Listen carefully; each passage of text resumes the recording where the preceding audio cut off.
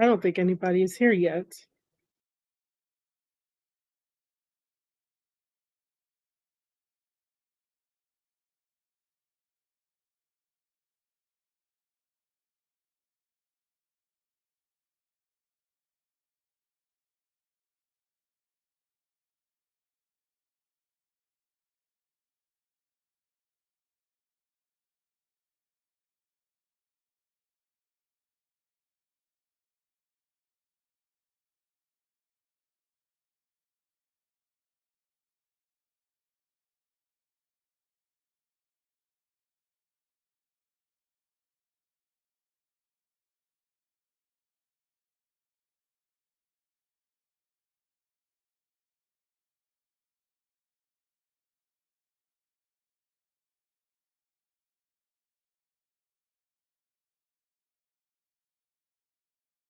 Hello, everybody, whoever is watching and lurking out there.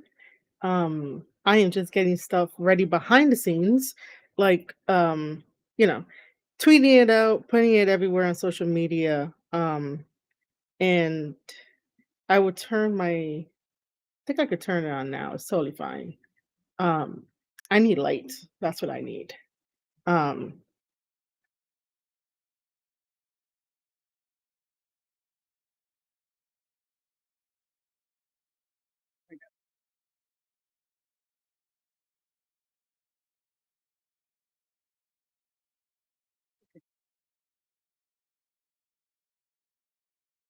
that should be good. I wish that this thing can more or less like not get the walls. Like not get the walls. Let me know if you guys can hear me very, very well. If the sound is good, if you want to say what's up, that would be awesome. So that way I know who's here. Um, Dose Evil will be joining us at 6:30. Um, but I'm here to hype you guys up just because uh that's what I like to do. Um,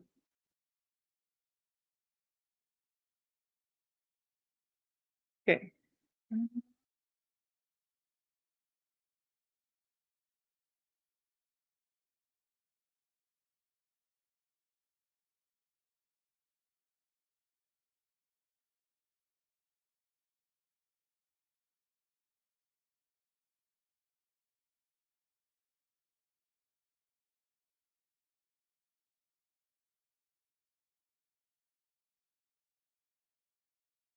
By the way, this is our very first YouTube partner stream, which is pretty cool.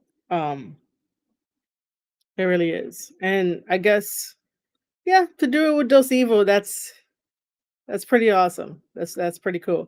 I didn't plan it that way. If anyone thought I did, it was just one of those things of like, since I've been doing private Substack live streams and post them on YouTube and then also post them again for the people, the readers that didn't get to see it live.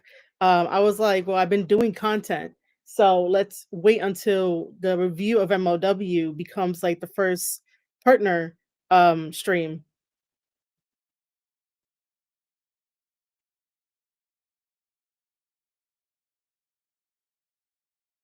Let's restream.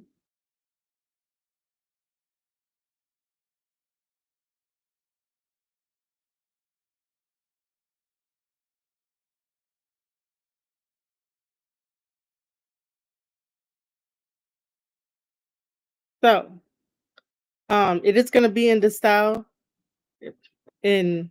of what do you call it? Restream. You know what? I should put it here like this. I should X this out for now, and I should X this out for now. Um,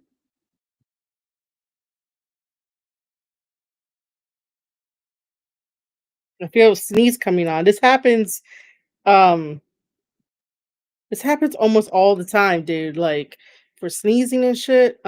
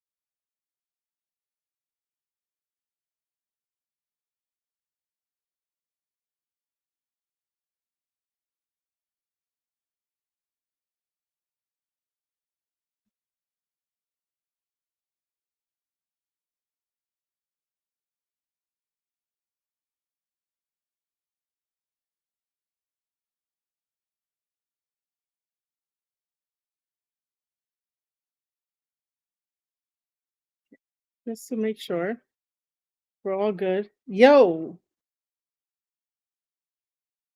oh, casualties of gaming. Welcome to the stream. I listen, man. Like YouTube is a no sneezing zone. You hear? Oh man, that means that Vince McMahon is gonna like be in chat and tell me that I'm fired. If you say strawberries, you won't sneeze. Yeah, you told me that last time and it worked. You got lucky with that one, MD. By the way, MD, casualty of gaming. I'm happy that you guys are here. Welcome, welcome, welcome. I gave Dose Evil the link, so whenever he's ready, he could come on by. Even though it is at 6:30. I feel like I'm talking like super loud with these headphones on. Yo, Robert Jr., what's up? Welcome to the stream. Hello, hello, hello. Um, you know,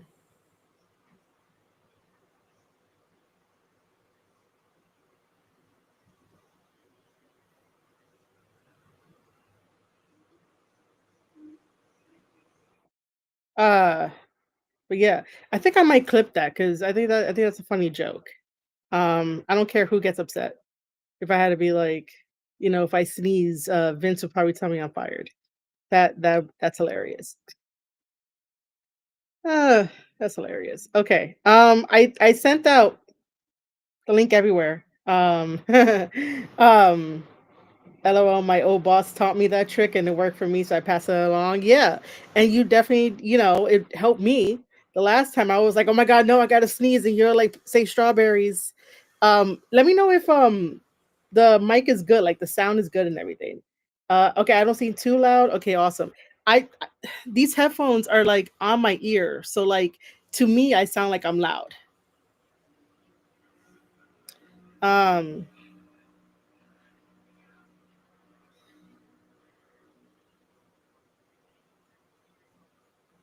okay.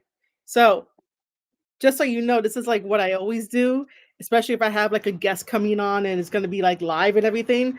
I basically what do you call it? I like to get the chat hyped up before we actually start.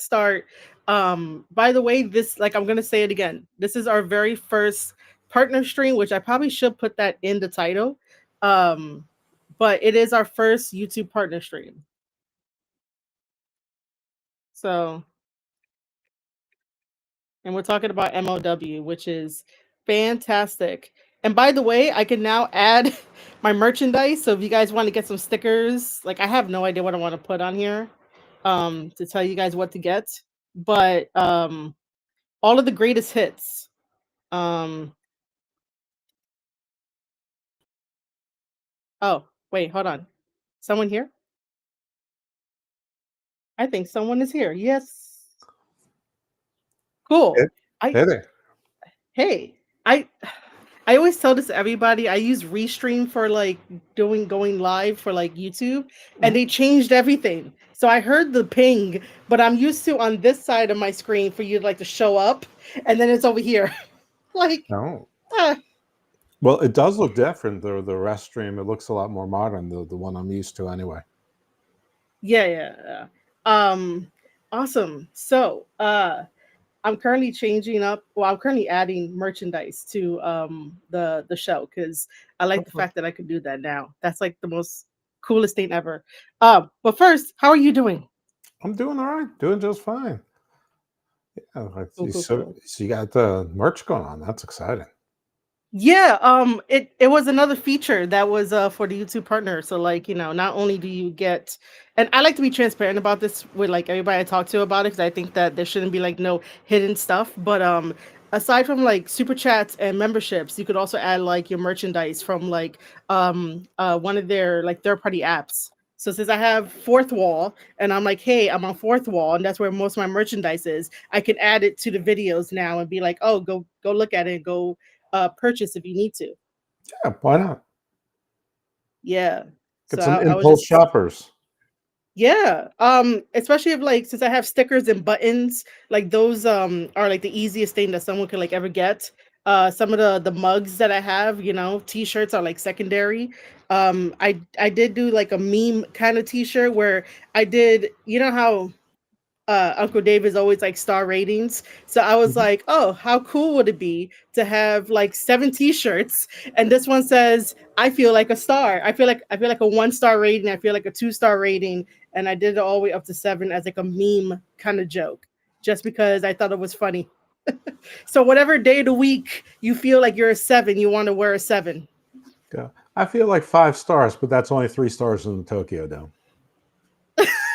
So, uh, all right. So, as everybody out there knows, we are live. This is the first part of the stream. We are going to be reviewing MLW Battle Riot 7, which was a damn good show. I was Woo! entertained. I do I do have like slight criticisms here and there. Sure. And I think that both you and I would probably agree about like the lucha stuff, and that's probably gonna be like the main one. Um, but first, yeah, you know what? I'll do uh actually, you know what? Don't even put yourself over. Let people know who you are. It's always the question, isn't it? Who am I? I don't know. I'm just a guy. I'm just a guy who likes wrestling, but also hates wrestling and has been around and does things. So on the X, I'm at dose underscore evil. Um, I do some work with or for Wrestling Soup. I've been on some wrestling podcasts before. I Now I mostly guest on other people's wrestling podcasts. I do have a family of podcasts called The Garden of Thought. So the weekend show is sort of like if you turned on the History Channel or the Discovery Channel, like at 7 p.m. and left it on until 4 a.m. That kind of landscape. The midweek show is more like a old news show, like 48 Hours or 2020 or Dateline. And then my show with Mr. Thomas is called The Gospel of Thomas. Um, where we talk to people in wrestling about, usually not wrestling stuff, but wrestling always creeps its ugly head in there and sometimes takes over the whole show. But other times, entirely non wrestling things take over the whole show. And it's sort of an experience you have to sort of experience and sort of get with it to see some of the crazy, wacky things that come from it and that flow from it. Because there are some things that have taken on lives of their own that are still riding, still riding. We got some projects coming out of there. So that's me, like I said, just a guy. Just a guy. I think you'll fit right in with just 4 guys from New Japan Pro Wrestling. Oh, sure, obviously. I mean, what's more Japanese wrestling than me? You're saying you don't like Japanese wrestling and calling my guys midgets. Yeah, I listen.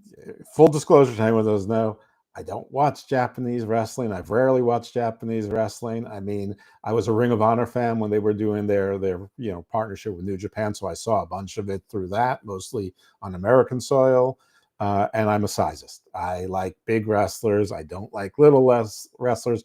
But I realize that I'm in the 2020s, and so either I should quit bitching about it, or just get with the program and watch. But I'm still going to always favor the bigger wrestlers over the little wrestlers, especially the wee little wrestlers. I've gotten used to like the Seth Rollins is a normal size wrestler at this point, but Uh-huh.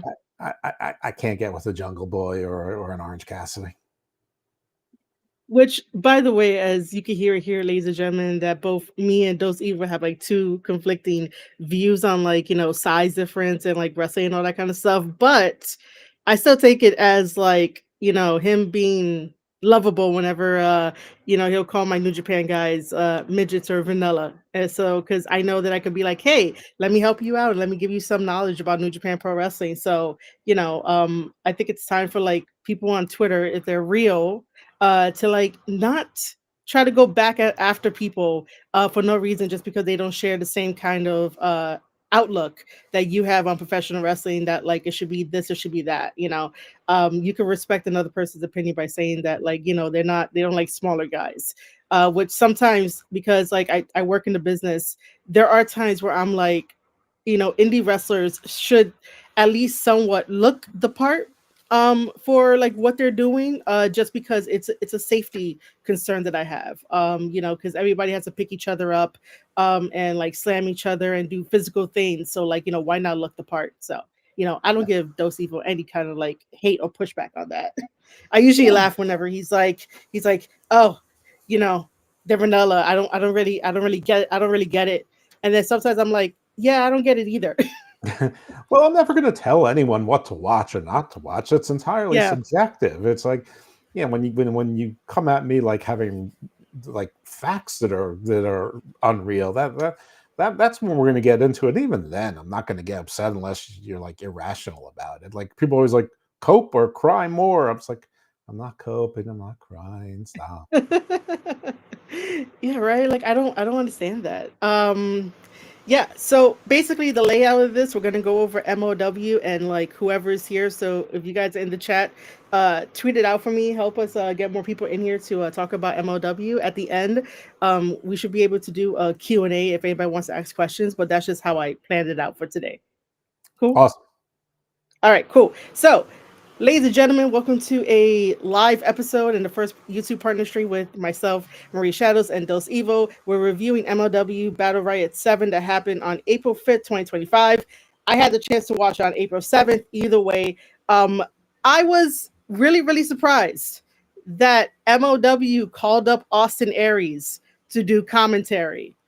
That was nowhere near on my bingo card because the last time that I saw content of Austin Aries, I think he was being interviewed, but I don't want to say who the interviewer was because I don't remember. But it was like I caught something, and he was explaining how after everything that happened to him and like people online really went after him and bashed him, he decided to go to Mexico to like live there, and he takes bookies from time to time.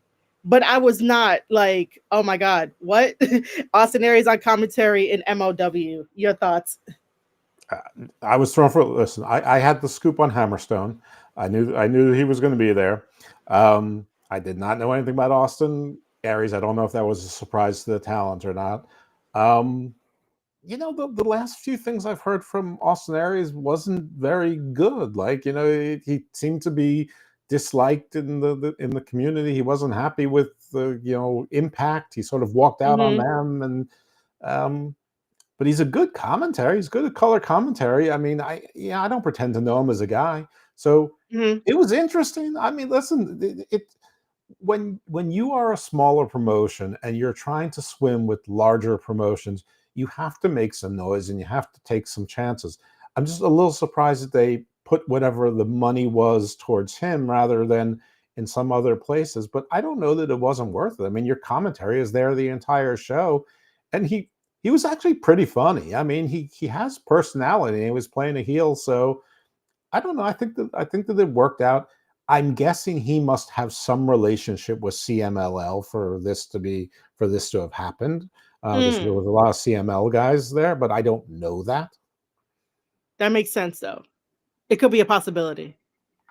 Yeah, but hey, listen, they led with a surprise, and it was a surprise, and that's cool. I mean, because one of the things about Battle Riot is the surprise. You don't know who's going to be there, and most of the surprises are going to be like wah wah.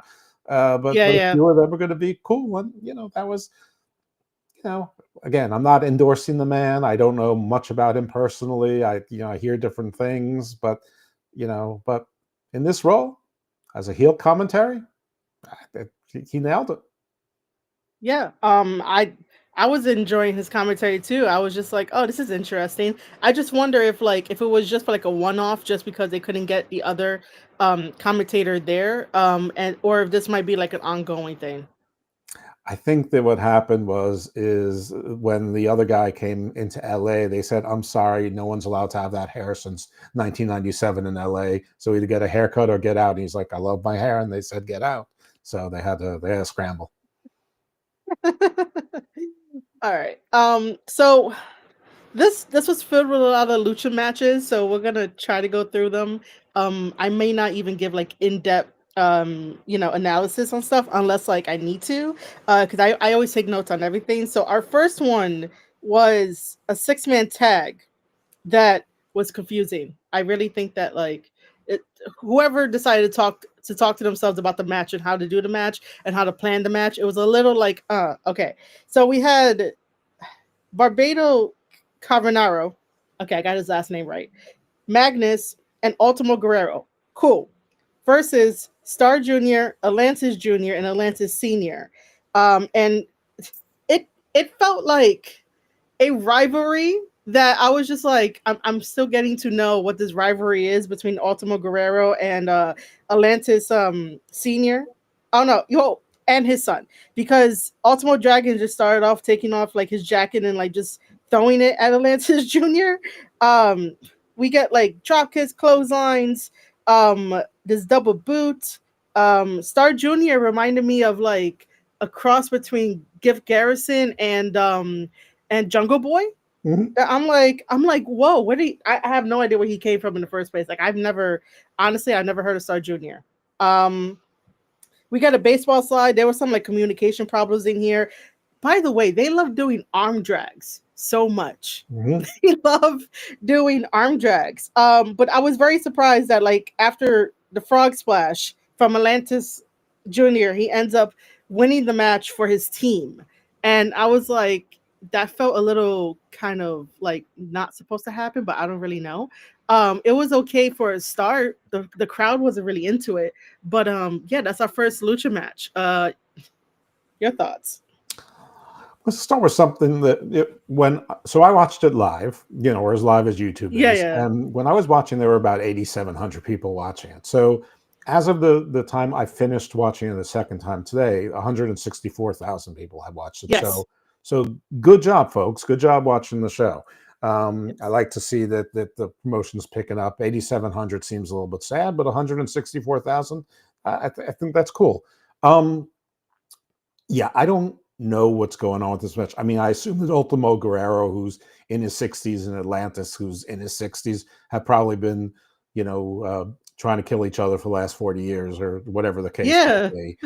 They made a big deal that Star Jr. recently lost his mask, and so now he's going maskless, even though he came out wearing his mask and then took it out. And then same reaction. I'm like, is that Jungle Boy's, cousin? Like, Hungla Ayo, I mean, but I didn't feel any venom in this match. I mean, I know Barbero Cavanero from MLW. I don't know if he spends a lot of time in Mexico.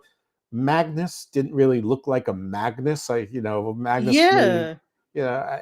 not even by luchador standards, but I didn't feel the venom. And like a lot of this match seemed like they were trying to take Atlantis Junior's mask off. Like they were doing the lucha thing where you're trying to take the mask off. Yeah, yeah. It's not a disqualification in MLW. It would be a disqualification in Mexico. And that seemed to be the story. But I was never really sure who the good guys or the bad guys were, except that usually when there's a father and son there, they're usually the good guys. But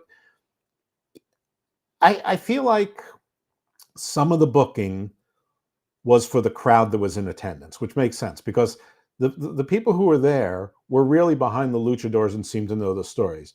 Me watching at home wasn't really feeling it. Like I don't know the story behind the guys. And maybe we should have had vignettes. Maybe it didn't matter. Maybe it was just supposed to be an exhibition. But I think we needed it because there were two lucha matches, and all of these guys were also in Battle Riot, which I get it. There's a budget, so I think to know why they dislike each other and why there's rivalries, that would have helped me enjoy this match, but also it might have explained some of the things that might have happened in Battle Riot. Because I don't know if anything important happened or not between any of these players in Battle Riot, because I don't know what I was supposed to be looking for. Exactly. So I'm going to agree with you there because I felt like that too. I felt like I had missed something, even though we've been doing these MLW reviews. And it's like the last time that we did our MLW review, you brought it up saying that like there has to be that little extra content to sort of like have that continuity between the stories. Because even I was getting confused too. I was like, okay, so Star Jr. lost his mask, but that wasn't here at MLW. So how does that factor into this match, even though it's like CMML being promoted, it's a lucha match. Like, I where where is that coming from? You know, because like most of us here are not gonna watch a CMML pay per view. Some Mhm. might, some might, as like some will get like the AAA pay per views, but it's not gonna be like a constant thing. So yeah, I'm with you with that about you know, like where's this extra story? We need this extra Yeah. story. Also, like, what was the significance that Atlantis and not Atlantis Junior pinned Magnus and not Ultimo Guerrero? I mean, if the old guy's rivalry is supposed to be, shouldn't like the old guy have pinned the old guy? Like, why would the one of the old guys pin like the young stud? Is that supposed to be something? Is Magnus like Ultimo Guerrero's protege? I mean, I didn't know any of that. I do want to say one thing: the referee in this match, not that he was bad or anything, but he had like the biggest baby face I've ever seen. Like this guy, he looked like Howdy Doody, or like he looked like if you put him in a 50s movie and put like one of those little paper hats over his head that he could be serving like a Bob's Big Burger or something. It's like, gee, Mr. Thompson, did you get your paper and is the burger okay? I mean, it's like Opie Cunningham there. Are you talking about the one that has the tattoos or the one that's skinnier? No, he's like had like strawberry blonde hair, a baby face. He looked Okay, like he okay, was yeah, the 14 one, years. Red yeah, shirt, like okay. buttoned up. It looked like whose kid is here? Yeah, so basically the one with the tattoos on his arms. I can see that. Yeah. Even when I saw him, I was like, man, I would love to know his backstory. How old he is, and you know, what promotion he comes from or what school he went to. But Yeah. yeah, I can see that. um so after the luchador match, I'm happy that we switched to a women's match. Mhm. Um and this is where like, okay, so this is, I'm gonna say my criticism ahead of time, because I noticed something that, like, you know, as much as I love Japanese wrestling, and you know this, MLW does tend to bring on Japanese wrestlers, whether they're from like New Japan Pro Wrestling, or they bring in the Joshi wrestlers from their different promotions other than Stardom, right? And sometimes it's interesting to watch how the fans react to the Japanese wrestlers, and I'm just like, man, some of the stuff that I should say, some of the character work that the women do wouldn't translate well to American television. And I'm like, you know, I wouldn't want to break their hearts about it, but like it's just the way it is. Mhm. Like we had Himawari, which I probably like butcher her name, but we're gonna nickname her Hima because that's like just easier. She's from TJPW, which is the lower version of Stardom.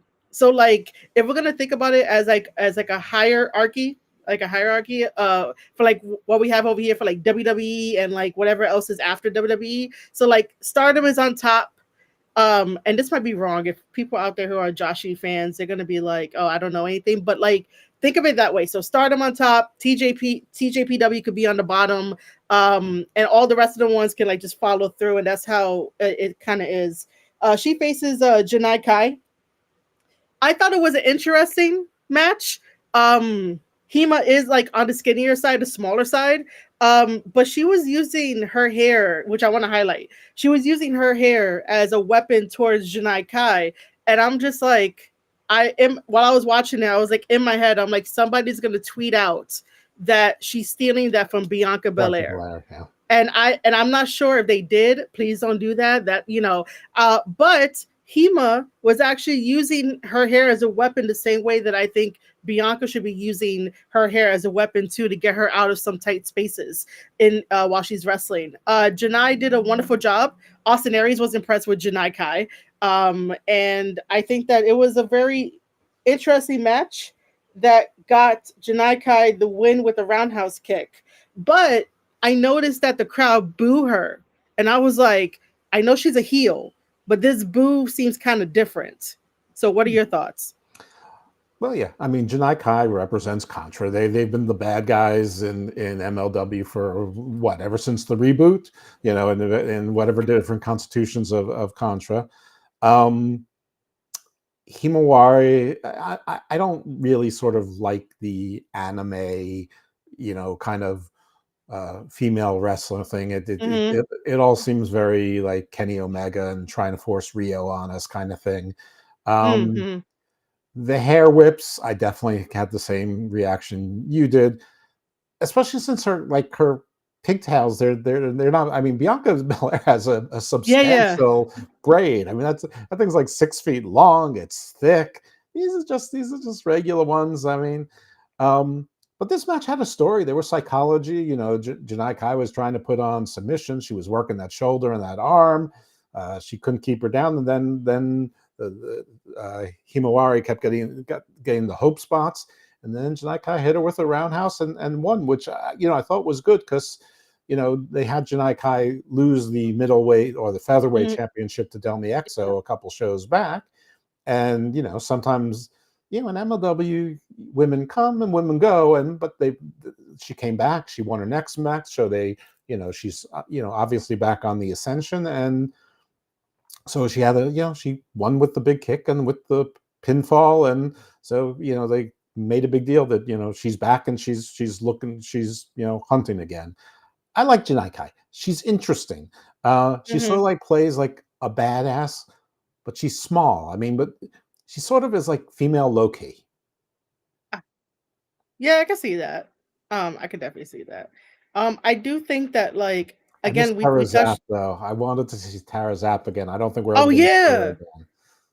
Oh, yeah, that is true. I was actually like hoping that at least some of the women that we were talking about before will come in and, like, just set up angles and start attacking the women after matches. So like if I know, like, Tara Zapp was going after, Dummy EXO for a bit, and then she lost to her. So why not just go after Janai Kind, and you have an entity going after, the Kick Demon, and create that story and see how far you could get with like lore and like some cool ass storytelling with that. Like, I just really wish it was like thought out that way, so that way the next time, for like next month, they could start working on that. And fellas and ladies who like ladies, I saw a picture of Tara Zap without her makeup on, and good God, Oh, it is i'm good. gonna have It is i'm gonna have nice. to It was I'm a gonna treat. have to go check it out. I'm too old for this treat, but most of you aren't.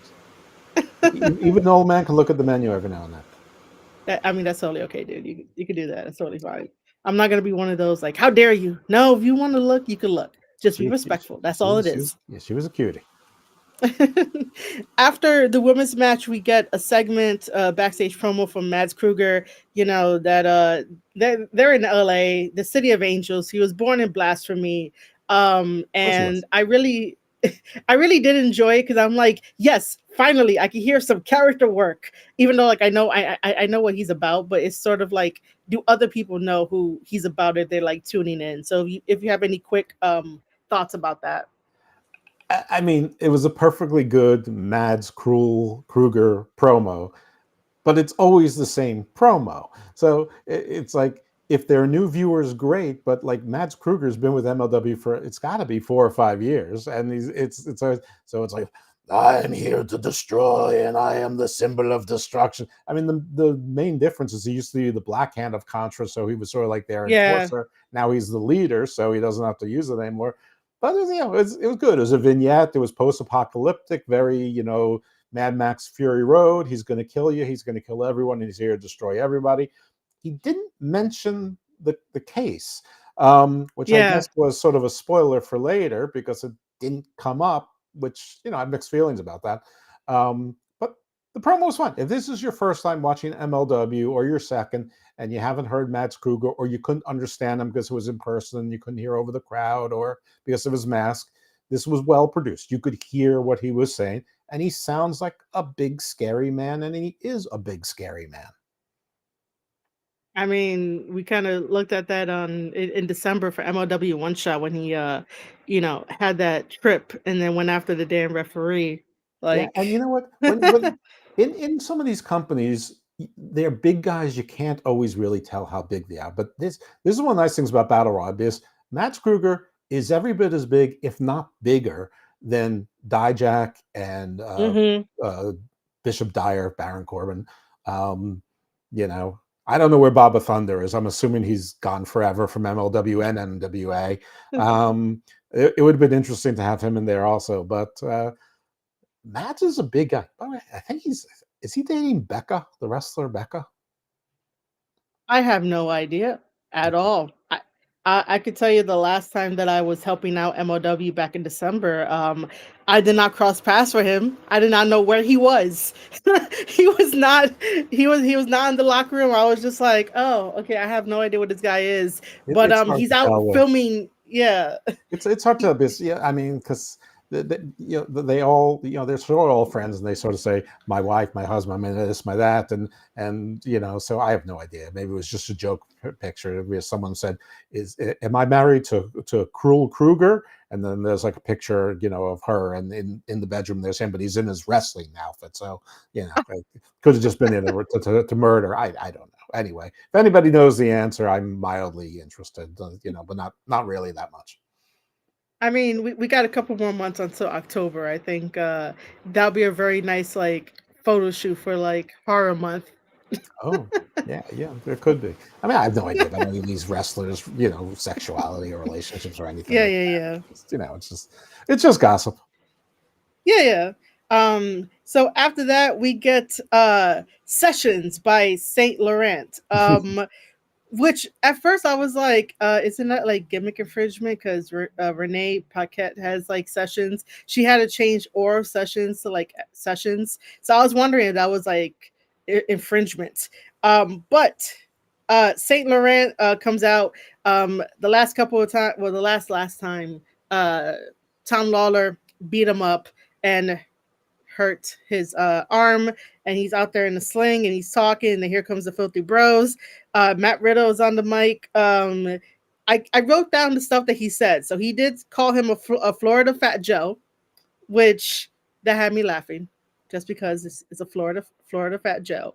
And then after they talk and whatnot, Saint Laurent attacks Tom Lawler. Then we get Dijak coming in attacking Matt Riddle. And then I'm gonna call him Baron Corbin, even though it's Bishop Dyer. But Baron Corbin comes out to side with uh, Dijak and Saint Laurent, and they both team up to take out the Filthy Bros. And I was like, oh, this is gonna be the start of something interesting in MLW. And if people wonder why I'm not calling Baron Corbin Bishop Dyer yet, is because to me, Bishop Dyer does not like roll off the tongue, but I'm so used to Baron Corbin. So yeah, your thoughts. Okay.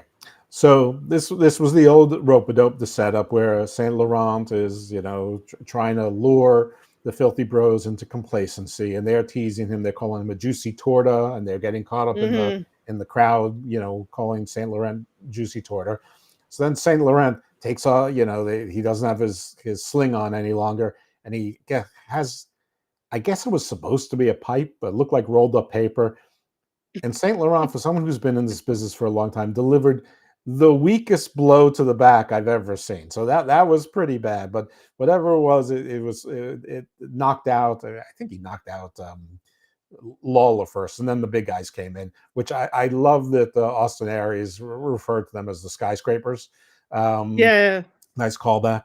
And and then basically they were stomping on Riddle to injure his ribs. So the story is, can he compete in Battle Riot? And if he can compete, what shape will he be in? And Saint Laurent is now, the manager of Giants. So that was all right. I think I said Baron Corbin also. I'm going to try to get used to saying Bishop Dyer, because it seems like he's going to be at least doing a few taping arc here with old Major League Wrestling. So I'll try, but I'm going to slip with Baron Corbin as well. Yeah, yeah. We have my bestest buddy over here in the chat, MD. Nobody else in chat, do not get upset. Like I love you guys all, but it's MD. He said, laughing my ass off. He hit him like it was a pillow fight. Right. It, That's what it it, looked like. it was a weak shot. I mean, again, he's been in the industry long enough. So, to, you're not going to hurt Filthy Tom Lawler. I mean, you're just not. Yeah. Um. So after that, we have one of my favorite backstage segments that I have watched from MLW. It actually got me laughing. I don't know if that was the point of the segment, but this is sort of like one of those segments that you would do for a TikTok bit Yeah. versus like an actual bit. So basically I'm gonna set this up for everybody. So we had a promo segment that featured the Rogue Horseman that has Brock Anderson, C.W. Anderson, BRG, Bobby Fish, and wait, did they got a six? Did they got a fifth member? Who's not Uh, coming to mind? CJ Anderson. I did. I Brock C. Brock CW, BRG, Bobby Fish. That's it. That's your That's horseman. it. Oh, okay. Yeah. Okay. Sorry. Yeah. Um, versus Paul Walter Hauser with Mr. Thomas coming in, and then Alex Kane coming in, and they're just talking. Well, Just first Paul I'm just gonna. London. Paul London Yeah, comes Paul out London eating a too. donut. Okay. I did you hear the line that Bobby Fish said? He was like, "Is that a donut you're eating?" Right. And I He's like, we're not alone. We got things. He's like, what do you got, donuts? And then Alex Kane comes walking in, like somehow they knew he was going to come down the hall, and he is in. I don't know. He's like in a white turtleneck tucked into Yep, like raspberry colored bell pants. bottoms. He, Yeah. I mean, he looked like he came straight out of like like uh, Superfly or like Yeah. staff from the '70s movie. It's like you know, and he came in and said it doesn't matter what the numbers are, even though he's the one who actually evened up the numbers, because in the battle royal everyone's going to fall because that's a Boomaye thing. So Yeah, yeah.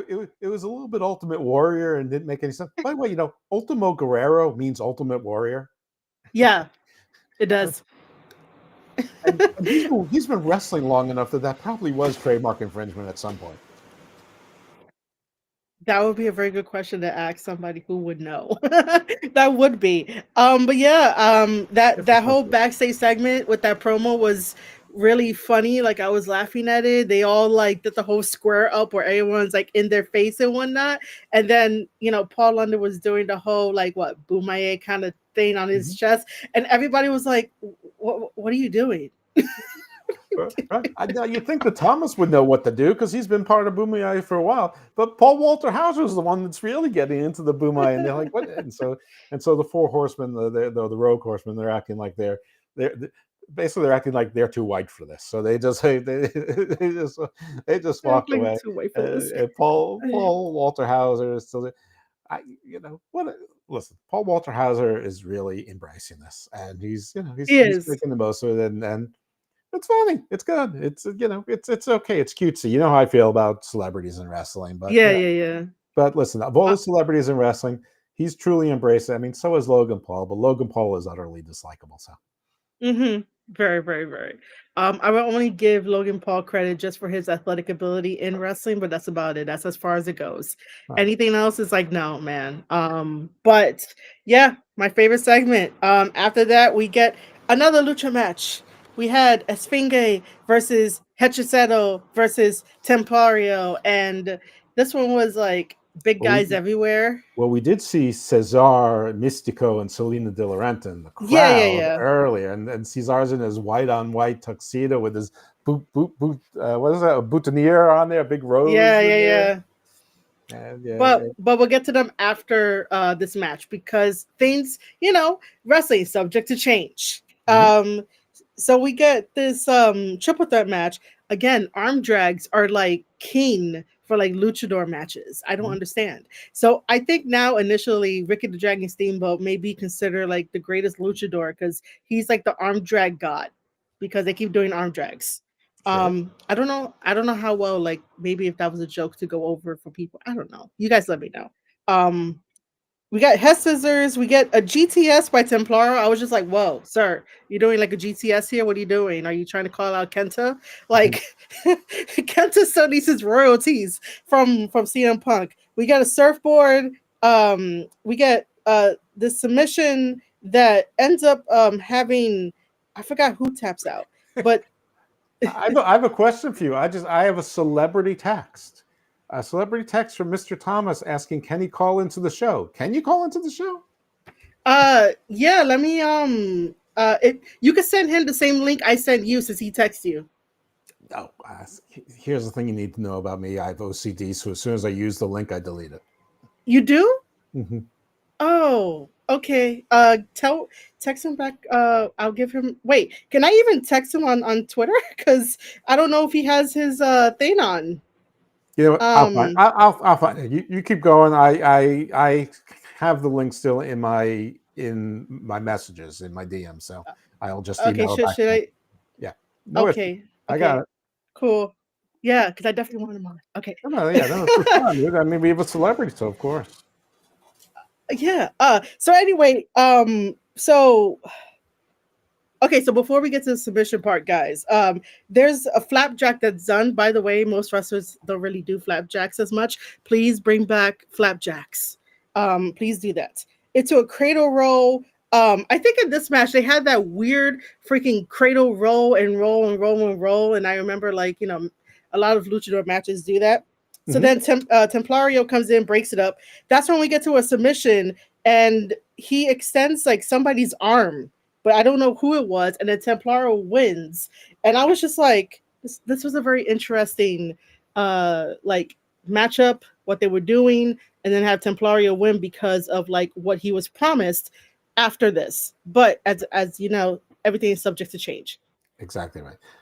I actually like most of this match. I like the trio. I like all three of these guys. I like Sfinge. I like El Templario, Hechicero, who I don't think I've ever seen before. But first of all, these are all guys who are in shape. They look like wrestlers. I mean, Hechicero, big, thick guy. Sfinge, tall and big.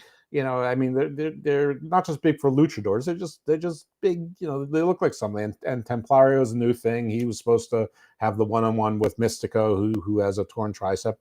So I like the match, but I agree with, and I liked how they were friends, and then they weren't friends. But I don't know, I don't know who was supposed to win or how they won. Like all of a sudden the match was over. Yeah, I know. That's how I felt. By the way, our celebrity is here, Mr. Thomas. Where's his camera? He's got Hey, let's put yo, his pretty face listen, on him. I'm driving right now, so if you can't hear me very Oh, well, just let me know. But I tuned in because I saw 6:30 Eastern Standard Time yesterday, and I just so happened Yeah, to be in the car, and here I am now tuned in. You guys are talking shit on arm drag, so I had to call right in. well, you're the talking shit master on of the arm arm drags. drag. What are you talking about?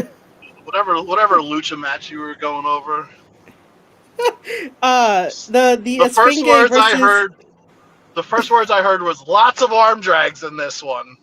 Yeah, he's right. He's a lucha match. Yeah, He's right. Lots of arm drags, lucha match. Or I mean, Ray Phoenix was the master. He does like 8-point lucha arm drags. Hell yeah. He like does. listen, man, I love arm drags. Okay, I love Ricky the Dragon Steamboat. I like going back to technical wrestling and all that. But I was just noticing a pattern that they all did arm drags, and I'm like, wow, you know, That Yeah, crowd was hot for Lucha for some reason. I can't imagine it why. was. it's Yeah, L.A. It's LA. they book for the crowd. They definitely book for the live crowd more than me at home. And there's something to that. I mean, because you want to have the crowd excited and with it because that's part of the experience. I mean, I'm one of the 16 people who watches UFL football, and there's nobody in those goddamn stands unless it's St. Louis, and it is you feel like a loser watching it. Yeah. Well, I can say that every time that I go to MLW, either as media press or like working, like helping you guys out in the back, it always feels like MLW books for the live crowd that goes. More for like the online chatty fans that will end up being like, "Oh my God, AEW wasn't booked how I wanted it to be booked," rather than those fans. MLW always like feels like it's booked for the live crowd.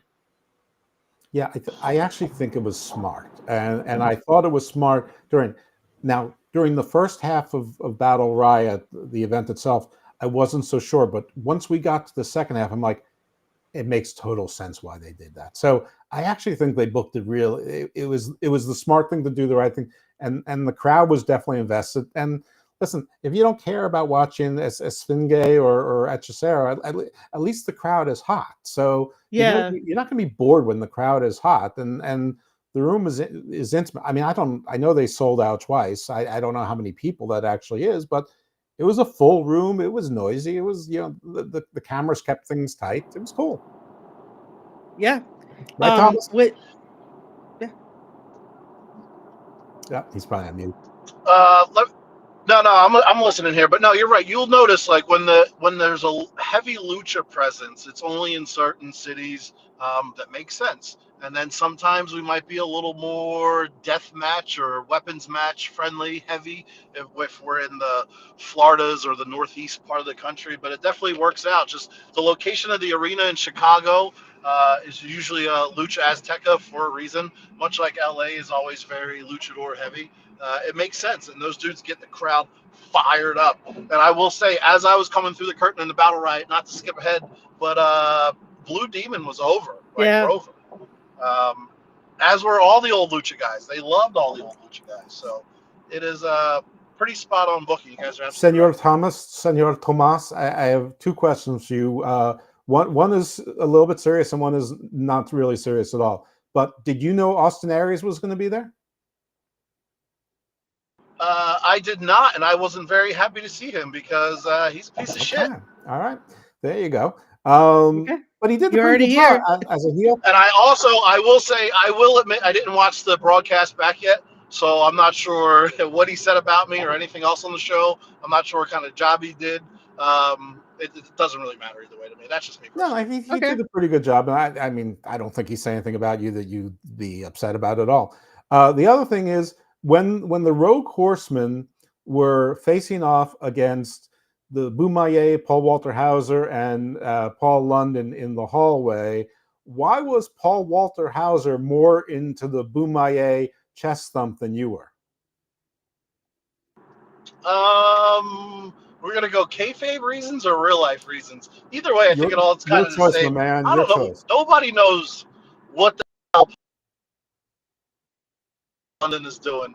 Paul London doesn't know what the hell Paul London was doing, and some from the movie into the Boom by A chant, and I was kind of digging it, but like I'm not gonna pound my chest with a bunch of white. It's a white guy thing. I'm not sure. It's not for me. I didn't want to. I didn't want to, damage the culture. So I just kept to myself, kind of bobbed and weaved a little bit, and just went along with what was happening in the hallway. It's just Paul London, It's man. fun. He's a wacko. He's an astronaut. Right, and he eats Yeah. donuts, so I like that. But it's funny because later on, I said the Rogue Horsemen walked away because they were too white for what was going on, and they had to leave.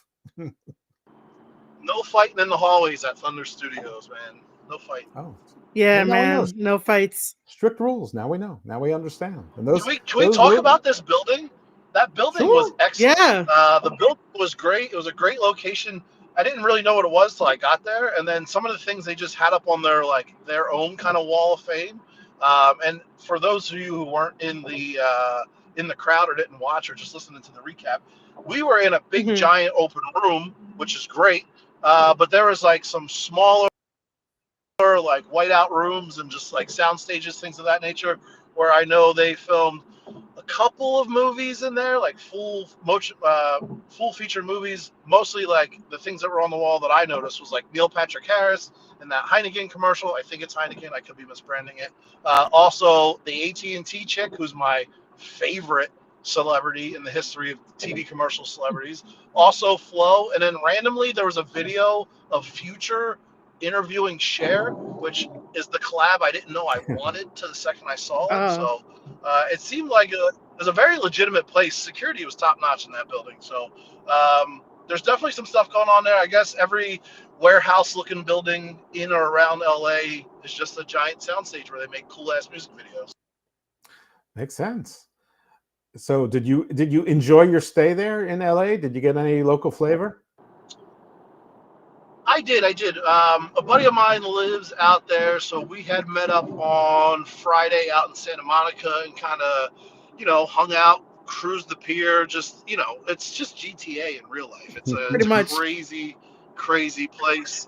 Yeah, I don't know. Everyone's so fashionable. Like, I dress and I look okay, but like, I don't try overly hard. But like, it's just a weird style. Like, everyone kind of has that same look. The bros are wearing, you know joggers and an oversized T-shirt with a hat with a little mullet sticking out of the back and a shitty mustache. If the one has a mustache, the other one doesn't. Yeah. It's very stereotypical. So all the teenagers are wearing chinos and bell bottoms again. So what's old is new again. I don't understand what's going on, but everything was expensive. But they do deliver weed out there, so They hats do. off to Do California. they deliver Nando's?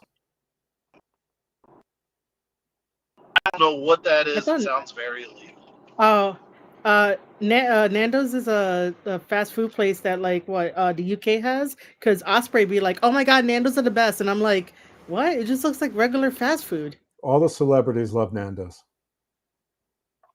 I don't know about that. We got to start interviewing them and asking them what's their I'm not a favorite Nando celebrity. order. All right. Well, how about In-N-Out Burger or Culver's, whatever else is out there that's supposed to be special? In-N-Out is just, In-N-Out is, I always tell people, it's Shake Shack with better fries.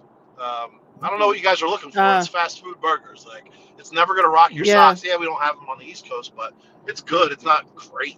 It's still a Okay. No, $4 we're looking great for honesty. burger. We look to you for local food expertise.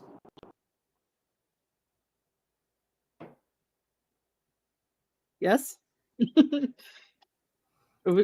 He's driving in I Kazakhstan. might be in a Yeah, little yeah, dead yeah. zone right now because I'm in the I'm in the woods south of Tampa, so don't mind me.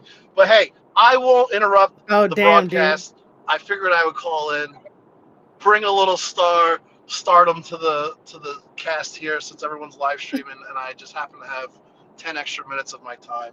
I will not charge for this. That's Not awesome. that I'm that kind of person that would. Okay. I appreciate it, man. You're welcome to like, LW watching the drop in. shows. You're Always like welcome. and I don't really promote know what to say to MLW. that. You do know I was there in December, right? Like I was with you. I do. I know. We met. I'm familiar. That's why I followed you back on the Okay. Twitter. Okay. Oh, you did? You guys I are going don't to see each remember. other in a couple of weeks again in cyberspace. So Yeah, we are, but he knows. I can vouch. He knows who you are. He's not just saying. okay. I know it's just kind of weird. I'm just like, yeah, I work with you, and I I try know to you're help the best that I starstruck. can. It's hard to. All right, It's guys. hard I'll let you to. go. Get back to the show. I'm gonna drive safe. Put my seatbelt Yes, on. please Yeah. do. Yes, please do. Yes, you're a national treasure. You All right, must be guys. protected. Mm-hmm. See ya. All right, man. Thank you. Remember, he will not charge, but we will pay nonetheless. somehow, but yeah. Okay, I was marking out because I wasn't expecting Yeah, that. celebrity So, run-in. Where else does that happen other than the Marie Shadow show?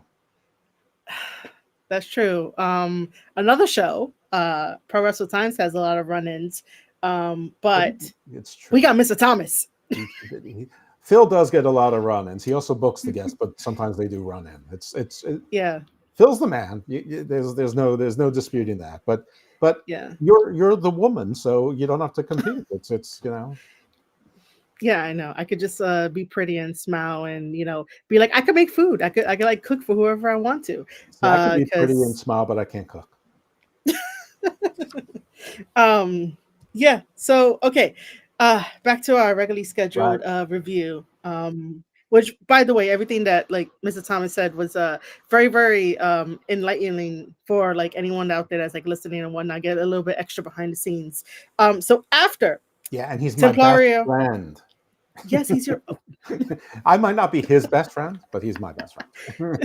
It might not be reciprocal, but it's just important that your audience knows this. Okay, so Mr. Tom. Well, no, what? Okay, you say it again. Tell them. My best friend. Okay. Templario ends up winning, and then this is why I was like, we go to Mystico standing on, the Stage. Why on the stage? You want to know what my brain wanted to say? The top area. Okay, I like top area. My brain was like, say the top area, but it's a stage. You had Mystico standing there along with Selena. Cesar Duran, Selena And Cesar Duran. De Laurenta, and her bustier. Because there was a special announcement. If Yes, you want to take it from here. Look fantastic. That's not the announcement. Oh. Something else happened? Sir, that was not the announcement that I wanted you to take over from there. Like Wow. her boobs. I missed the Okay. rest of it.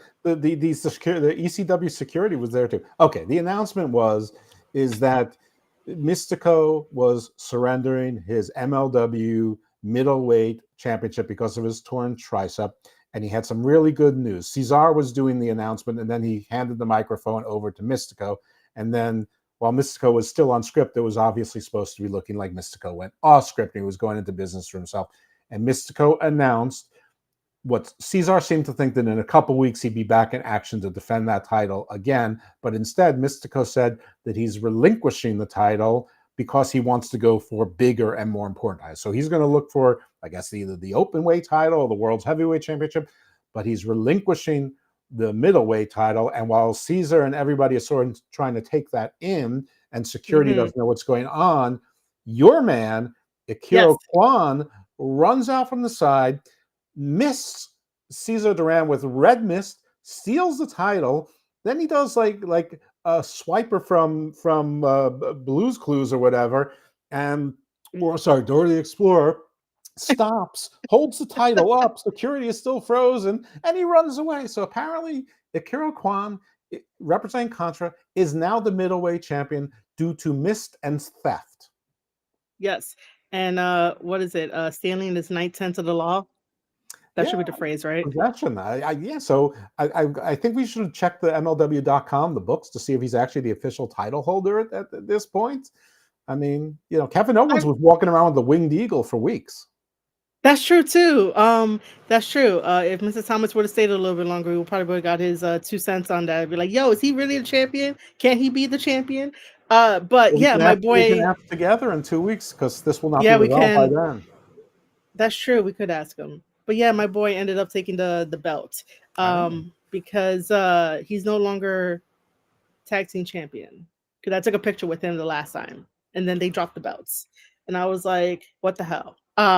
But that was a pretty fun segment. I wasn't expecting it. I was just like, "Oh my god!"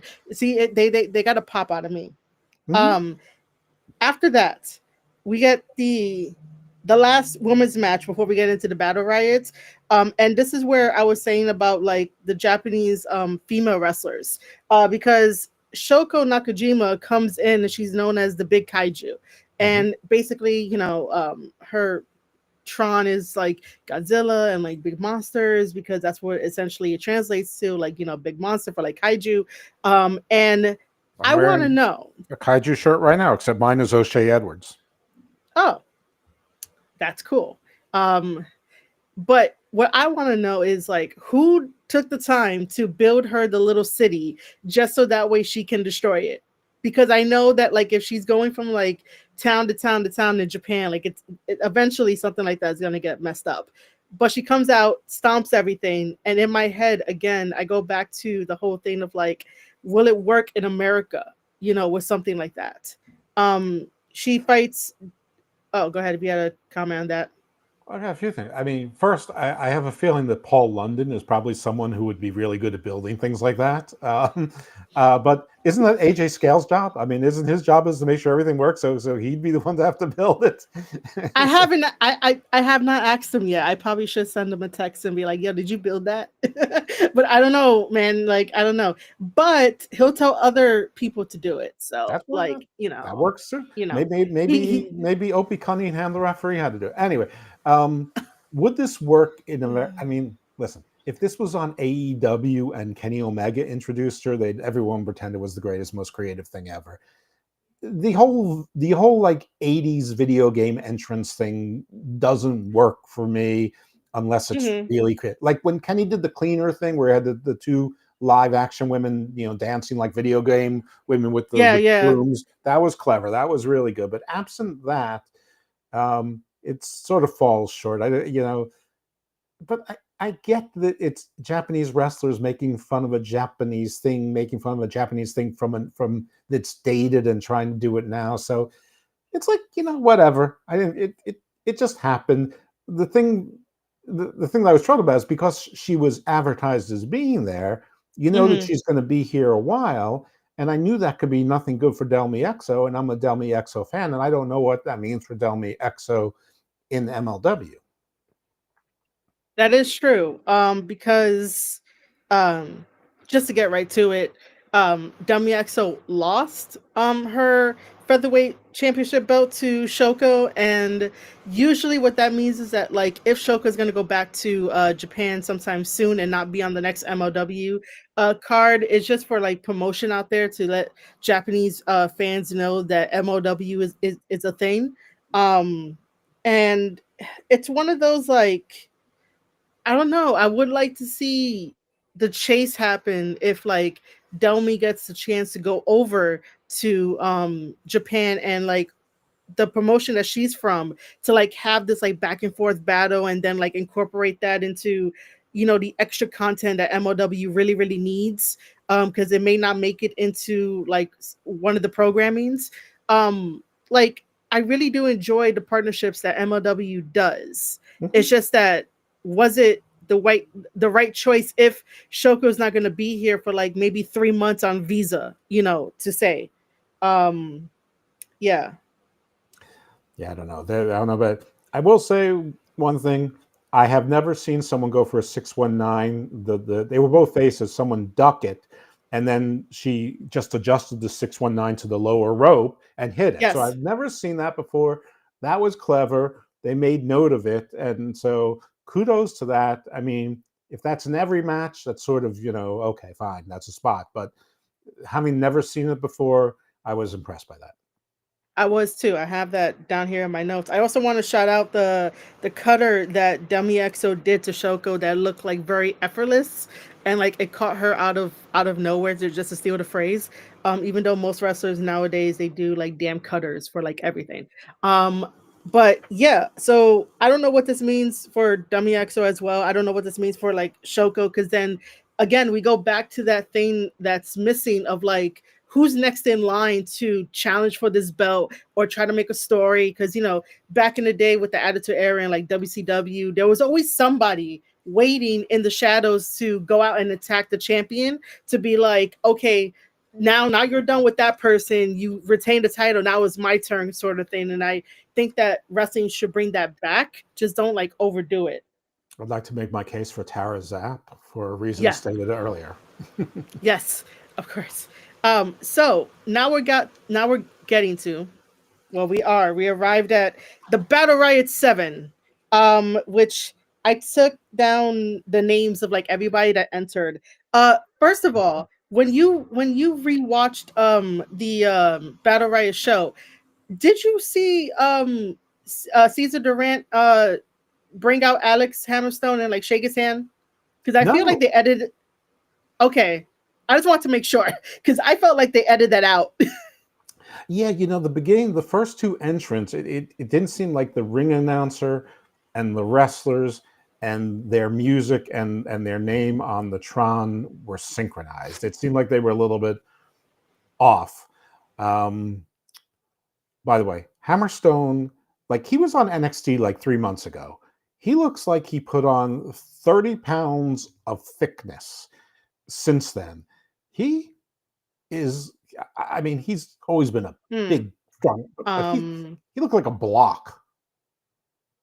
Yeah. That's Hammerstone. Like I don't question it. Would I respectfully ask if I can like squeeze his bicep? Yeah, but I just don't question it.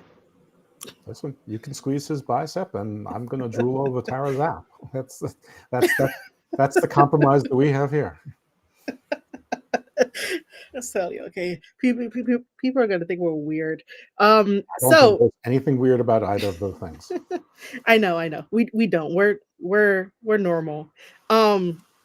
So the rules for Battle Riot 7 slightly surprised me only because they added weapons. So I think I've only watched like a handful of battle riots and I kind of forget what the rules are, but it's in order to get eliminated, it's by pin, submission, or thrown over the top rope.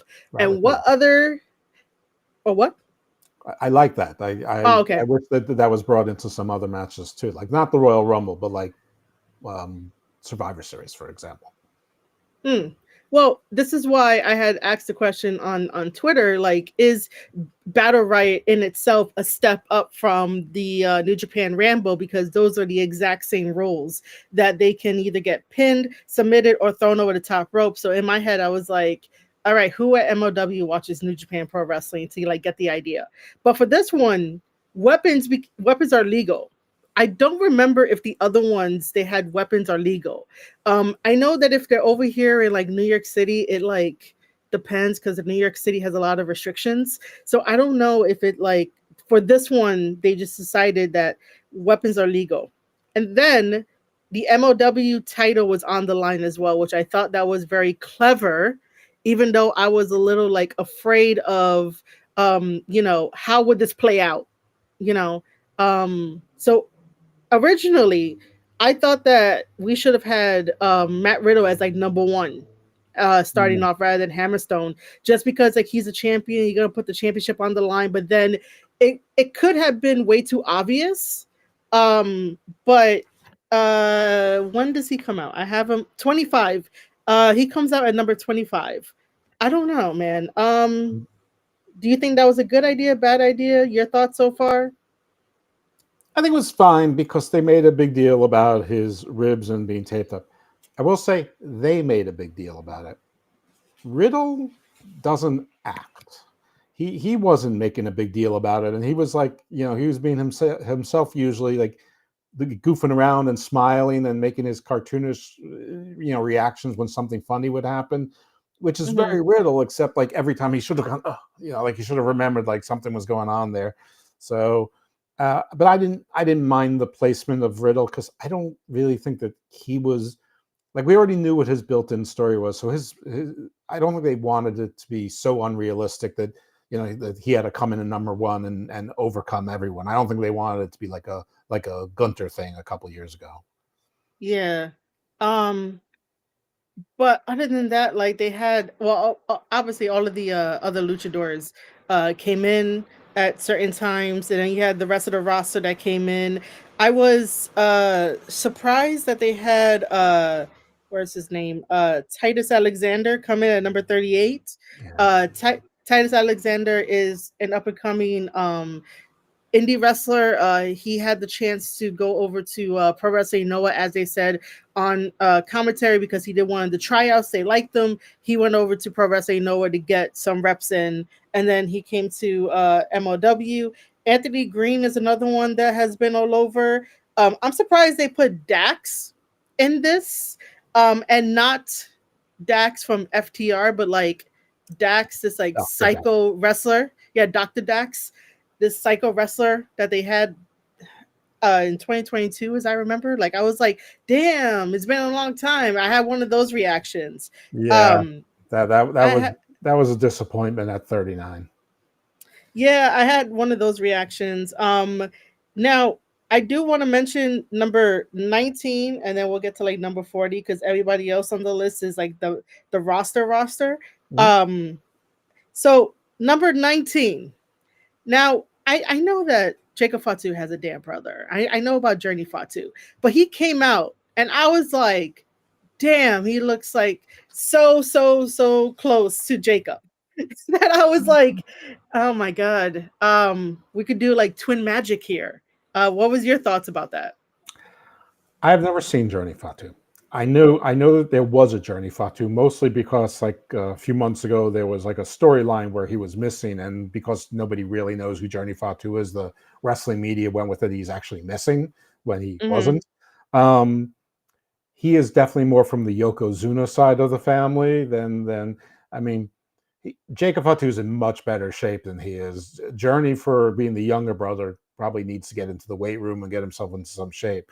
Um, I totally get that you're trying to recreate a Hammerstone, Jacob Fatu kind of thing, but Journey isn't that guy yet. I don't know if he ever will be or not, but he definitely felt more like Lance Anoa'i than he did, Enuso or what we've come to expect. That said, it was cool to see him. I had never seen him before. It was cool to see someone from two people from the Samoans. You have Juicy's not Juicy Fatu anymore. Now he's Juicy Fanone. which I think is Nia Jax's actual real last name. I don't know if they're brother and sister or what. Um, Oh. so he had a couple members from the the Samoan and Tongan whatever bloodlines there, which was neat. And by the way, Juicy Mhm. actually looked pretty good for Juicy. I mean, Yeah. Juicy was moving pretty well, and he was, I guess when he comes in as a guest spot, he's not a comedy character anymore. He's a monster, and he came in as a monster doing the Oh, yeah. headbutt. So, so good on him. I mean, that's the best I've seen him. I mean, every now and then he like pulls out a swanton or something, but Mhm. that's the best sustained I've seen him. Granted, the Battle Riot is a place where that's either the easiest place to do it or the hardest place to do it. So I'm going to give him the credit that it's the hardest place to do it, and he looked good. So good on you, Juicy. Yeah. Journey, I think your journey needs to do a little bit more training, but it was cool to have him there. So I think I'll leave it that. He was not the most disappointing surprise to come in there. Yeah, I mean, forget about Who Dax being. I was sort of disappointed Okay. at that point. He was in and he was out. Big deal. I mean, I think 39. You could have had something more impactful. Chris So who Adonis. yeah. Is he a disappointment? Like, are you What is? disappointed?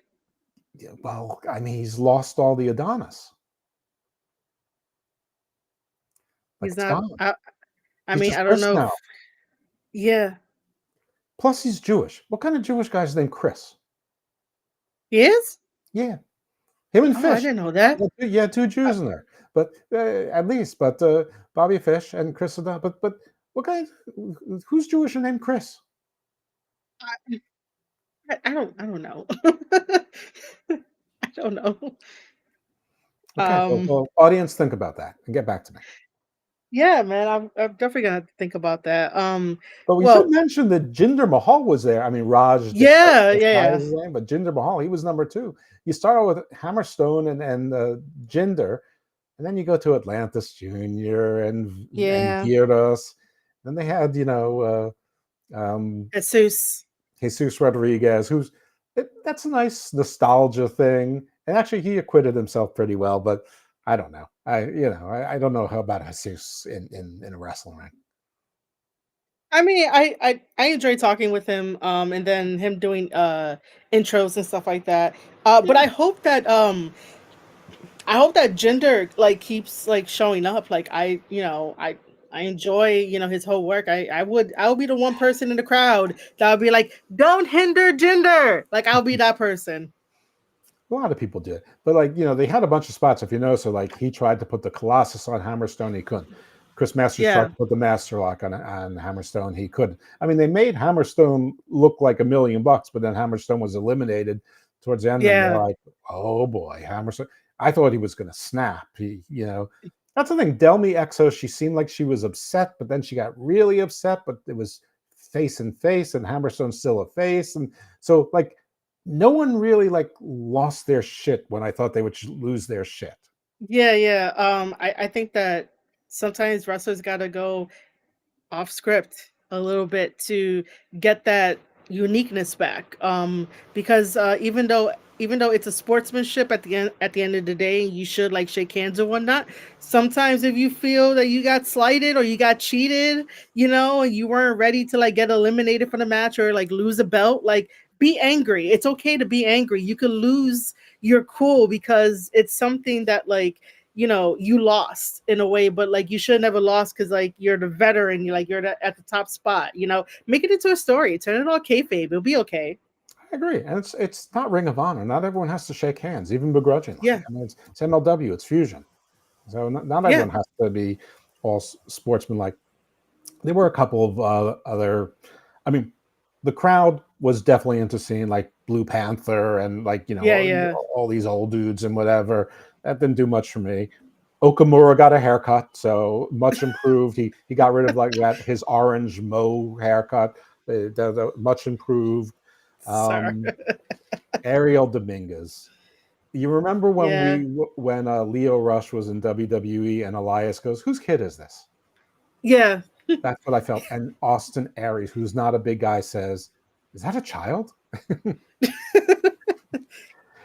He also said, "Fine." When CJ Anderson came in, he goes, "Finally, someone brings a weapon. He's smart." Yeah, And then yeah. then Mads Kruger comes in with a chainsaw, and Dombrowski goes, he's going to kill somebody, and Aries goes, good, then he's going to win. So I gotta say, and there was the story out of the ring.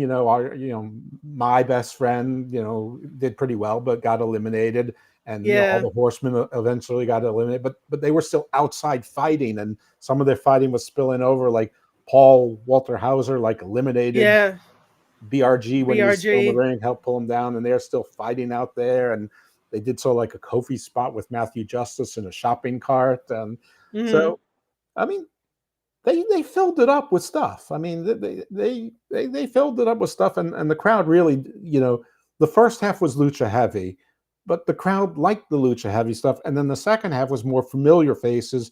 If you're a regular MLW fan, or if you wanted a little bit of nostalgia, so sort of, Hmm. so actually, I think while I was watching it, I'm not sure I appreciate that, but by the second half, I'm like, you know what? I think they booked it really smartly, really smart. They did. But number 40 was RVD, which was amazing to see that he decided to pop up in an MLW, I was gonna say arena, but the company just for this thing. Um, but that also had me questioning, like, even though the lawsuit between MLW and WWE is done, and that was when WWE was still under the management of like Vince before they switched everything out. I guess that makes everything cool, because RVD is under a Legends contract. So like, that was my only like question, even though I love that he was there. I think so. I think that it was impactful on two levels. One, it was to say a WWE Legends guy can show up in MLW, Hmm. and we're not even mad that they signed Dijak and Corbin. And then the other part of it is that RVD had a week last week where he like said something, and the AEW fans were like piling on him, and like he's like, AEW fans are the worst. So Oh, I, hmm. I think that WWE. I don't think they planned it that way. I don't think that. I'm sure they approved this weeks ago, um, but they're probably like, yeah, that worked out really well for us. We're looking really good Yeah. right We have Phil in the chat over here saying much love. The Battle Riot match itself was awesome, and then congrats on me making a YouTube partner and stay Evo dose. now. Always, brother. Thank you, thank you, thank you. I bet he doesn't But even know that we shouted him out earlier. well, no, he just came in now. But I mean, All if right. he watches it, like he's gonna know that we shouted him out But anyway. that's the beauty Um, of it, is that's totally organic. It's like we supported him, he supported you. It's like no one even needed to plan it. This is what happens with good people. yeah. So I found it kind of interesting that like what was it, the last 4 to 5 people, because like RVD was in there, but like you know, online, we say that like whenever a WWE person goes over to AEW, it still feels like WWE. And we did that with like TNA and stuff like that. However, I don't get that feeling whenever when we had Barrett Corbin, Dijak, um, obviously Matt Riddle, and I believe RVD, in that ring together. And even though we know that they're like former like WWE guys, it just doesn't feel that way. And I don't know if you see it that way too. I don't know. I mean, I it never really bothers me that the wrestlers don't seem terribly different. What bothers me is the incessant comments back and forth. I mean, and this is going to sound unfair, but it bothers me more in AEW only because they made a big deal in the beginning saying, we're not going to do this. This is not going to be us. Mm, If they never said that, I wouldn't care. I mean, when they were the Monday Night Wars, that was a big thing. Who's gonna jump ship when? I mean, that's the thing. The big difference I felt with Dijak and Bishop Dyer is hmm. that it seems like they're clearly being positioned as a monster tag team. Yes. So I like that.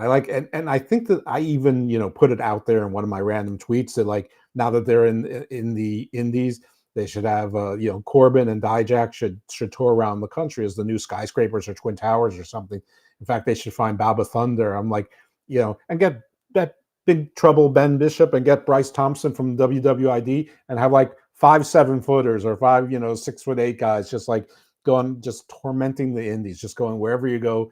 I mean, obviously, indie promoters can't pay to book 5 guys who are 6 8 to 7 feet, for a show, but the money isn't there. But if it was like when the Hardys were doing the belt collector thing, and they just Yeah. they wanted the belts more than they wanted the money to do their shtick.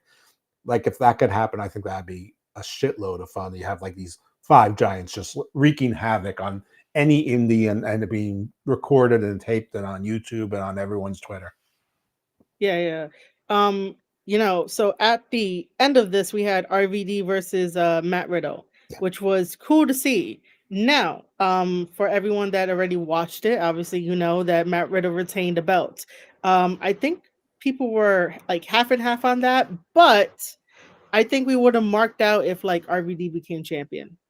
That would have been something, but I'd rather have Riddle do it. I mean, one, it means that Riddle's sticking around, and Riddle is probably the biggest name in MLW. So, and whenever there's a big name, you're not sure if they're going to be there for 6 months, a year, 2 weeks, whatever. So obviously he's sticking around a little bit longer, and then so I think that's cool.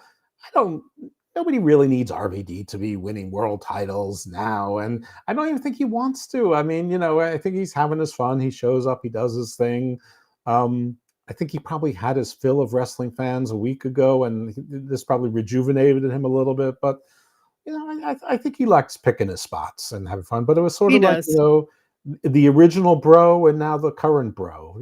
So it those two fit together. They fit together better than actually, Lawler and Riddle in their own ways fit together pretty well as Yeah, this they do. thing. It's actually the three of them are sort of they sort of work. But yeah, I mean, if it wasn't going to be one of my favorites, may as well be Riddle that keeps it, because he's someone you can brand and market around. You can headline any show. And listen, I don't know if they do like NWA and they have Riddle go to Indies as the MLW World Champion or not. I don't recall really seeing that much, but maybe he doesn't need to do that. I mean, but he comes to MCW, and I don't remember him carrying the MLW belt, so I don't know that they do that. But it's publicity. It's and he's young and he's talented, and why not? Yeah. I could definitely tell you that Matt Riddle is like definitely happy to be at MLW and to be at the meet and greets and like, meet the fans and do what he does. You can see the joy that he has. You know, uh so I don't know, I asked chat for like some quick questions. And we have one. I have no idea what this question is. Does it have to be MLW related? Oh, does it? Oh, does it have to be MLW related? No, just send in a question because we are done with our review, which was a very interesting battle riot. And I believe they said they're returning to LA in October. Yeah, and there's going to be an Right? Azteca Lucha battle in the interim. By the way, the first person eliminated was Atlantis Jr., and it was Yeah. by your man, Quan. Yeah. And then I remember on commentary, they were like, "Oh, Quan tapped out," and I was like, "What?" I had to rewind it because I didn't really see it, and then it was because he was in the The damn torture rack. torture rack Yeah. by Hammerstone, and I was like, "Oh, He was saving oh." his strength because he had a plan. He had a plan to in this new sanctioned way of getting the middleweight championship. Yeah. Before I have MD's question up here, I did want to quickly mention too that Austin Aries was because he holds your same sentiment that like celebrities like shouldn't really be in wrestling and all that kind of stuff. So like when it comes to Joshi wrestling, most of those girls are former pop idols that after they're done with their career or however their career ends, they end up going into wrestling. So like if you ever wonder why most of them are like really freaking cute, and all they do is dance. It's because they were originally pop idols. Oh, I did not. You know what? I think I've heard that before and forgot it. But I don't know if it's the same because I don't know what their pop idol, how it equates to Logan Paul. We, I mean, WWE does the NIL thing. I mean, going back to Ken Shamrock and Dan Severn and Kurt Angle and Mark Henry. I mean, there's nothing new about athletes being in there. So, I don't know if Yeah. they're a celebrity just lending themselves to wrestling, for cheap pop, or if this is their new career. If it's their new career, I'm okay with. I'm fine with it. It's when it's not. Now I know I'm a total hypocrite because Logan Paul says he's a full time wrestler, but he's not a full time wrestler. Hmm. He's doing all sorts of any sort of a shit. But I Yeah, yeah. mean more like, like when Bad Bunny shows in, or Travis Scott shows up, or Rick Ross or West Side Gun, or or Action Bronson or whatever his name is. I just Yeah, yeah. I didn't even really. I have to be honest. I didn't even really like Rodman and the NWO.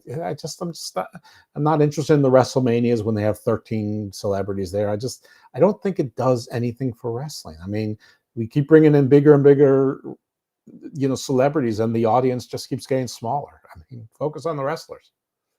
Yeah. So we're gonna go into our first question. If you want to take it away, MD is asking both of us, what do you think of the Charlotte Tiffany promo? Um, thought it was a little bit messy, but sometimes messy feels real. People are saying it was real. Other people are saying, don't be stupid. It wasn't real. I thought the Why is Kaiser in my DMs was sort of an indication that maybe it was real, because I don't think that would be sanctioned. Um, I don't really know what's going on there, but everybody's talking about the match when before everybody was complaining about the match. Ooh, Charlotte just waltzed her way into a match. So whatever it is, purposefully or accidentally, it worked. Yeah, I've said this on my private Substack live stream for all of my readers that it felt kind of weird. There was definitely something off, but I chalked it up to like because Tiffany has to play the baby face, and most baby faces have to stay within a box. They can't really do much like a heel can do. I believe that she felt she got so pushed back into the corner that she decided to take control, and then that's when like Charlotte over here didn't know like what to do or like how to recover from it, and it looked like Tiffany had the upper hand. Now when people online are saying that like personal stuff shouldn't like really be talked about, but it's like if you say it to the public, if you give that answer for like an interview, it's basically fair game. If Charlotte didn't want to talk about it, she would have been like, I'm still trying to heal. I don't really want to talk about it, or try to like make it in a way where it's not really like being rude to the talk show host that she was with, to not talk about something that personal. But like you said, it's getting everybody to talk about the match because I didn't really want it. I didn't know where it was going. We all know that Charlotte was put in there and like skipped the whole line of other girls that could have been a very better choice, but now we're talking about it and now we're here. Absolutely. The next question, and then we'll wrap up, is from Casualties of Gaming. What will it take to get Dose to start watching AEW again? Um, wow. I'm not sure, but it would have to start with something like this. AEW would have to start going back to what AEW started out as. I mean, there'd have to be. I don't care if they do layoffs or not. They can keep everybody employed, but a lot of people would have to. They'd have to switch up who's in catering and who's not. I think it has to go back to being an alternative and focusing on AEW people. Tony would probably need to actually really give away some of the book and not give away the book to Mercedes, Moxley, Jericho, and the Bucks. I mean, it would need to be with the wrestling people. I don't know that it's possible in that structure. I don't know that you can trust it when you have a single autocrat in charge of everything. It's his money; he can do whatever he wants. But those would be starting things. Focus on more AEW, but even if it's wrestlers that I don't necessarily like, go back to trying to be something different. Uh, get rid of some of the titles. Stop playing around with the Ring of Honor titles. Just leave it alone. Stop bringing titles from other promotions on there. If you're going to have trios titles, make trios teams. Make it important. When you started the promotion, you had like 20 good tag teams. I don't know that anyone can name any tag teams now other than the Bucks Grown. You'd have to get a lot of people off the TV screen who are on the TV screen now. And even though this is impeaching my original statement, if you've been trying with someone for 5 or 6 years to get them over and they're not over, move off of them. So Wheeler Yuta, Danny Garcia, Jungle Boy, stop. It's not a thing. They're not going to be a thing.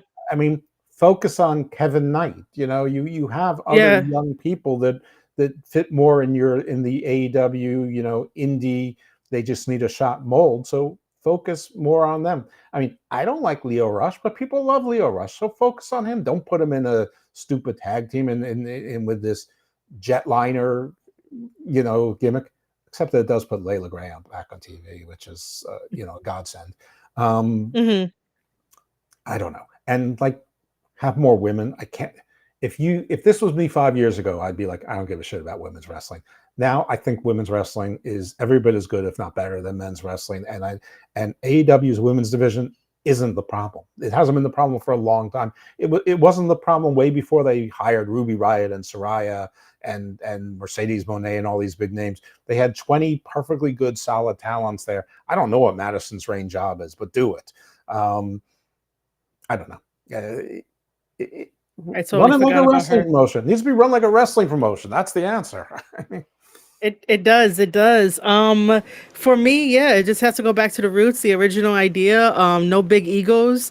Because it's one of those things of like, why do you have egos coming in? Like, it's supposed to be, this is the vision, this is what we're doing, this is the whiteboard. You're doing this, you're doing that. Have production meetings. Like, I've been, I could tell you now. I'm gonna put over MLW since it's the MLW live stream. They have some damn good production meetings that, like, before the show happens, I'm like so proud of them. I'm like, this is what I love, because every time that I work for like an indie promotion that's either in like the New York City area or Jersey area, it is what it is, I try to make the most of it. But yeah, production meetings are needed. So if you need to cut the bloat from AEW, cut the bloat.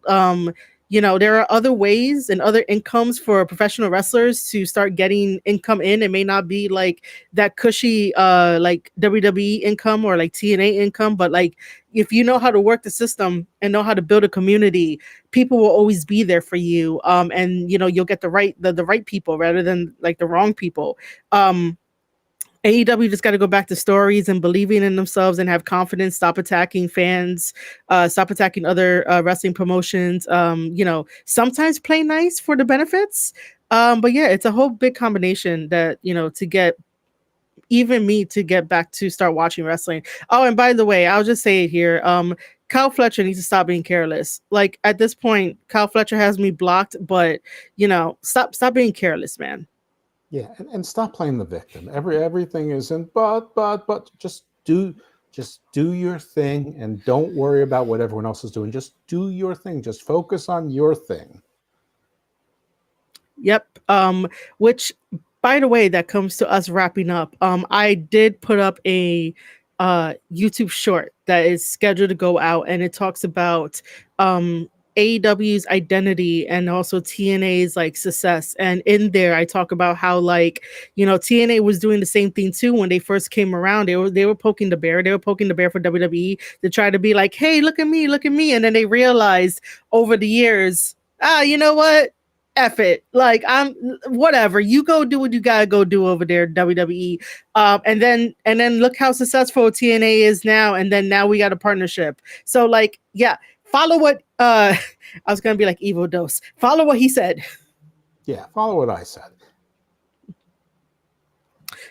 Last comment from MD. He says, Will Ospreay needs to stop having little brother energy in his interviews. Oh yeah, we know, dude. We know. With that being said, on a scale of 1 to 10, how did you enjoy MLW Battle Riot? A scale from 1 to 10. I enjoyed MLW Battle Royale on a scale of 1 to 10. I've never put MLW on a scale of 1 to 10 before. I'll give it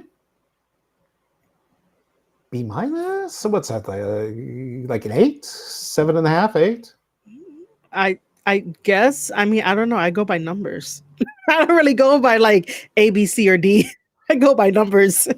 It's free. It was under 3 hours, but it ended before midnight. I give So yeah. I have to grade on a curve. So I'm going to Okay. give it an 8 for being what we call a mid major. All right. So I'm gonna agree with you because I was gonna go with 8. I guess we both agree if that's like a B or something like that. Um, Other than that, I do want to say thank you so much for hanging out with me and doing this review live on the first ever YouTube partner stream. So you and I made history on the Square Circle podcast, and Mr. Thomas also made history on the Square Circle podcast as well. With all of us here together talking about MLW, and yes, I was completely fucking marking out so much just because I just love interacting with wrestlers. I just love talking about wrestling and all this kind of stuff. I was just marking out and that's just me being true.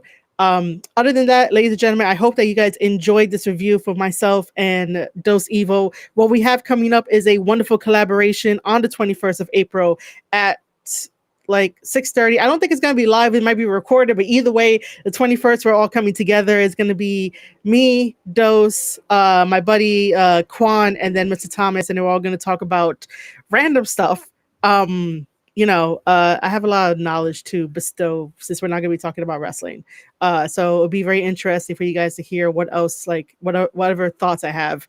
For the past week, since I've been buying olive oil and been learning the different things about olive oil, I was just like, oh my God. Okay. That's a topic. Yeah. So for those who don't know, if you subscribe to Garden of Thought, you get all of the Garden of Thought shows, which includes GOT Presents the Gospel of Thomas, which is where me and Mr. Thomas talk to people in and around wrestling about things that don't necessarily have to do with wrestling, including olive oil. So it will be recorded. It usually drops the Monday after we record it. And you can find it you find Garden of Thought anywhere, or you can find it on the Wrestling Soup Network at WrestlingSoup.com. And by the way, rest in peace to the legendary Kevin Castle, part of the Wrestling Soup family, obviously from the Don Tony KC show for many, many years. Going back to Minority Report, the Castle and Chicky show, the KNT Chronicles, everywhere. Just very sad. About 5 months older than me, so I would always joke with him for 5 months that he was the old guy in podcasting. Not including like Bischoff and Conrad, not Conrad, Cornette and Dutch and those folks, but like in regular podcasting, because most normal people outgrow wrestling like way before you're our age. But yeah, very sad. He'll be missed. Yeah, very unfortunate. Yeah. I gave my condolences. I think I've interacted with Kevin like on Twitter mainly. I don't think it went beyond that, but either way, I told my Discord that I was like, hey, John Draper is doing a Twitter space right now, so I'm gonna be wrapping up so that other people can go and say some wonderful stories about Kevin. But it is unfortunate, but stuff happens. But our condolences to Kevin, the family, and also to Wrestling Soup, because Wrestling Soup has been very, very helpful with me, and Dave have welcomed me with open arms. So it's one of those things of like, I'm there in spirit. But other than that, ladies and gentlemen, if you enjoyed this, share it out. If you want to grab yourself a membership on the YouTube side of things on the Square Circle Podcast, the Square Circle Podcast is everywhere. Even sign up to the wrestling newsletter. All links to find us and everything else will be down in the description below, and also the comment section. And also go support Dose Evo. And with that, ladies and gentlemen,